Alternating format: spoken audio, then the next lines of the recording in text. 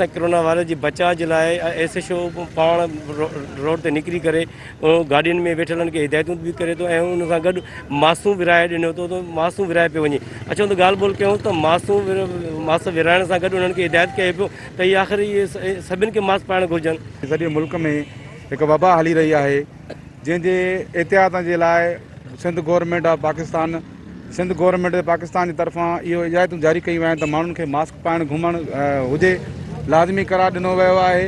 इन खां बचाव जे करे हिन वबा जे बचाव जे करे इहो ई आहे त सिर्फ़ु इंसानु डिस्टेंस रखे, पंहिंजो फ़ासिलो रखे ऐं SOP तहत मास्क पाए घुमे, बार बार हथनि खे धोए। असां पंहिंजी तरफ़ां जेकी कोशिशि आहे शहरनि खे हिदायतूं बि ॾियूं था पिया ऐं बार बार उन्हनि खे तनज़ीह बि कयूं था। SOP तहत जीअं मज़दाउनि में या ट्रांसपोर्टर उन्हनि खे सभिनी खे सम्झायूं था पिया। जिते 4 माण्हू वेंदा उते 2 माण्हू विहणा आहिनि ऐं हर ड्राइवर खे पंहिंजी तरफ़ जेको आहे सैनिटाइज़र रखिणो आहे जीअं कोई अहिड़ी का वबा हिननि खे का चिंबड़े न का। नाज़रीन तव्हां ॿुधो त एसएचओ पाण इहे मासूं विराए ऐं उन्हनि खे APC जेको इंसानी जेके वितियूं आहिनि त उहा हुजणु घुरिजे ऐं गाॾियुनि में जेके माण्हू वेठा आहिनि उन्हनि खे मास्क ॾियणु। कैमरामैन आकिम सां गॾु अयूब रही, सिंध TV न्यूज़।